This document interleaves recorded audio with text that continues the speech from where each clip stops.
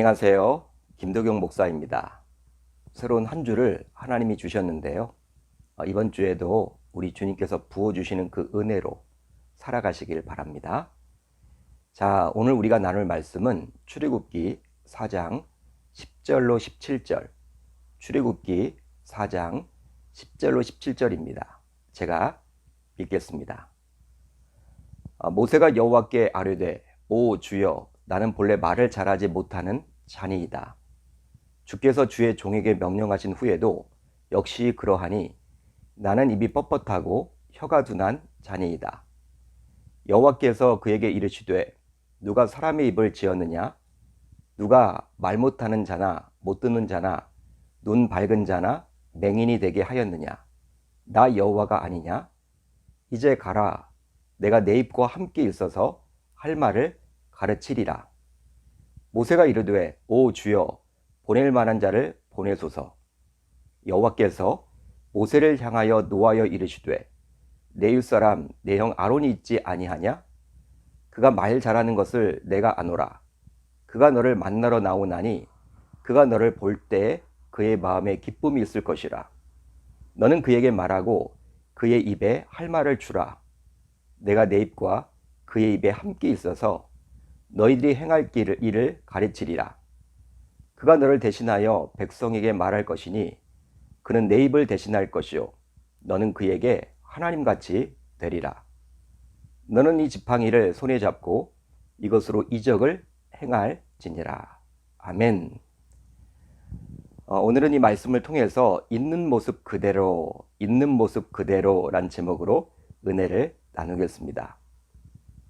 모세가 미디안 광야에서 양을 치며 야인 생활을 한 지 어느덧 40년이 흘렀습니다. 따라서 이제 모세의 나이가 80세가 되었죠. 그런 그때 하나님께서는 그에게 찾아오셔서 새로운 사명을 주셨는데요. 바로 출애굽기 3장 10절의 내용입니다. 이제 내가 너를 바로에게 보내어 너에게 내 백성 이스라엘 자손을 애굽에서 인도하여 내게 하리라. 고된 노동으로 인한 고통으로 힘들어하던 이스라엘 백성들의 부르짖음에 하나님께서는 응답하사 그들을 애굽에서 건져내어 젖과 꿀이 흐르는 가나안 땅으로 인도할 계획을 세우게 되었습니다. 애굽의 바로 왕에게 보내어 이런 상황을 단판 지을 자로 하나님께서는 모세를 택해서 보내려 했던 것이죠. 그렇다면 여러분, 이것을 통해서 저와 여러분들은 무엇을 생각해 볼 수 있을까요? 바로 하나님께서는 사람을 택하사 그 사람을 통해서 자신의 일을 이루어 가십니다. 지금도 마찬가지죠. 그러기에 우리는 하나님께서 쓰시도록 철저하게 준비를 해 나가야만 해요. 즉 영성과 실력을 겸비해야만 합니다. 실제로 애굽의 궁궐에서 머물렀던 40년 동안 모세는 지도자로서의 역량을 길렀습니다. 한마디로 실력을 쌓는데 최선을 다했던 시기였죠. 그리고 원치 않게 도망자가 되어서 미디안 광야에서 양을 쳤던 모세는 그 시간을 통해서 자신의 영성을 길렀죠.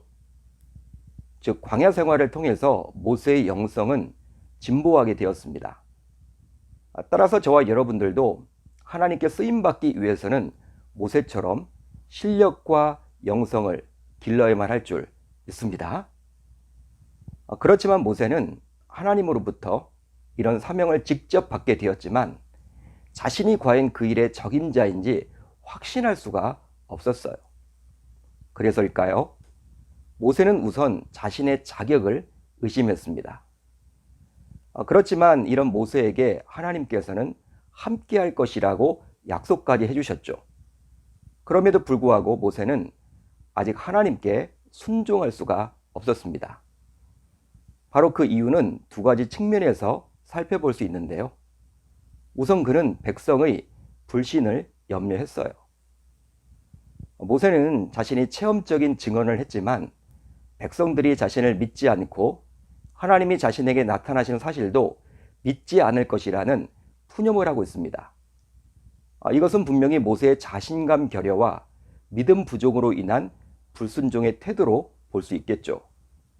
이런 모세에게 자신감을 주고 확신할 수 있도록 하나님께서는 백성들이 품을 의심을 완전히 제거하기 위해 3단계에 걸친 확고한 기적의 증표를 보여주셨어요. 바로 하나님께서는 양들을 인도하는 데 쓰던, 즉 생명도 없고 어떤 의지도 없던 지팡이를 생명 있는 뱀이 되게 하셨습니다. 이를 통해서 지팡이의 주인이 바뀌게 된 것이죠. 바로 양을 칠 때 쓰던 지팡이는 모세의 것이었지만 뱀으로 변할 수 있는 지팡이는 하나님의 것입니다. 즉 모세가 순종하면 하나님의 권능을 드러내는 도구가 되겠지만 불순종하게 되면 모세를 무는 독사가 되겠죠. 또 하나님은 모세의 힘의 상징인 손도 무기력하게 만드셨어요. 바로 모세의 손에 나병이 생겼다가 하나님의 말씀에 순종했을 때 손이 정상이 되었죠.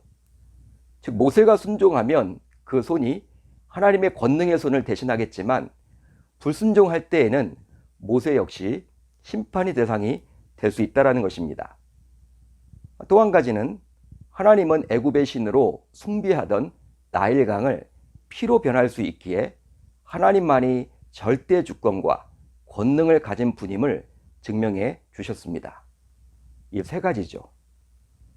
그렇습니다. 백성들이 자신을 지도자로 받아들이지 않을 것이라는 모세의 걱정과 염려에 대해서 하나님께서는 이런 놀라운 세 가지 기적을 보여주셨죠. 여러분, 이렇듯 세 가지 놀라운 기적을 하나님께서 보여주셨다면 모세는 이제 순수히 하나님께서 주셨던 그 사명을 감당해야만 했습니다. 그렇지만 모세는 다음과 같이 하나님께 또 반응을 하죠. 오늘 본문 10절. 모세가 여호와께 아뢰되 오 주여 나는 본래 말을 잘하지 못하는 자니이다. 주께서 주의 종에게 명령하신 후에도 역시 그러하니 나는 입이 뻣뻣하고 혀가 둔한 자니이다. 이제 모세는 자신의 언변이 부족하다고 염려를 해요. 걱정을 합니다. 뭐라 할까요? 모세는 자신의 연약함을 핑계대며 백성들과 파라오에게 갈 수 없다라고 하죠. 즉 자신은 입이 뻣뻣하고 혀가 둔하기 때문에 그들을 설득할 수 없다라고 이야기를 합니다. 그러자 하나님은 누가 사람의 입을 지었느냐? 누가 말 못하는 자나 못 듣는 자나 눈 밝은 자나 맹인이 되게 하였느냐? 나 여호와가 아니냐라고 모세에게 묻죠. 반문을 하는 거예요. 그러면서 하나님은 모세의 입과 함께 있어서 할 말을 내가 가리킬 테니 이제 염려 말고 가라고 다시금 설득하고 있어요. 모세를 설득하고 있죠. 하나님이 말씀하셨죠. 그렇지만 모세는 역시 또 고집을 부립니다. 바로 보낼 만한 자를 보내라고 말하면서 자신은 절대로 갈 수 없다라고 우기죠. 이런 두 번에 걸쳐서 가지 않겠다라고 고집을 부리는 모세를 향해서 결국 하나님께서는 화를 내세요. 자, 오늘 말씀 14절. 여호와께서 모세를 향하여 노하여 이르시되 레위 사람 내 형 아론이 있지 아니하냐? 그가 말 잘하는 것을 내가 아노라. 그가 너를 만나러 나오나니 그가 너를 볼 때에 그의 마음에 기쁨이 있을 것이라. 하나님께서는 말 잘하는 모세의 형인 아론을 모세에게 붙여주시겠다라고 하십니다. 하나님께서는 모세에게 그의 형 아론이 도우미로 나설 것이라고 말씀하셨죠. 실제로 모세는 모국어를 40년 이상 사용하지 않아서 소통에 문제가 있었고 자신감이 많이 결여되어 있었기에 바로왕과의 중요한 협상을 위해서 하나님께서는 그의 형 아론을 세워주셨던 것이죠. 사랑하는 성도 여러분, 저는 본문을 보면서 오늘 말씀을 보면서 내가 내 입과 함께 하겠다라는 하나님의 약속마저도 귀담아 듣지 않았던 모세를 보면서 바로 저와 여러분들도 다를 바가 없다라고 생각해 보았습니다. 하나님은 분명히 우리들과 함께 동역하고자 어떨 때는 교역자, 또 어떨 때는 믿음의 선배를 도구로 사용해서 우리들을 종종 불러주시죠. 실제로 교회라는 곳은 누군가의 헌신이 있기에 많은 분들이 편안하게 신앙생활도 하고 예배도 드릴 수가 있습니다. 그런데 이런 도움의 요청에 오늘 본문에 나온 모세처럼 저와 여러분들도 이런저런 핑계를 대고 있지는 않습니까? 즉, 지금은 바빠서 안 된다. 시간이 없다. 나는 달란트가 없다. 그 일에 적합하지 않다. 나는 못할 것 같다. 가족이 반대한다. 이런 식으로 말이죠. 그러나 하나님께서는 우리의 연약한 점이 있더라도 부르셨다면 분명히 선하게 이끌어 주십니다. 따라서 저와 여러분들은 그런 주님의 부름에 아멘하고 순종하면 되는 것이죠. 그렇습니다. 바로 있는 모습 그대로 주님께 나아간다면 우리 주님께서 감당할 능력을 주셔서 우리를 사용하실 줄 우리 주님의 이름으로 축원합니다. 축원합니다. 자, 이제 우리 공동체가 함께 기도할 제목을 나누려고 하는데요. 우선 있는 모습 그대로 주님의 어떠한 요청이든지 순종하여 나아가게 하소서. 다음으로 우리 가족 모두 예수를 인격적으로 만나게 하사 구원받게 하소서. 오늘 하루도 말씀을 붙들고 두 가지 제목들을 가지고 기도하는 가운데 우리 주님과 동행하며 행복하게 살아내실 수 있기를 바랍니다.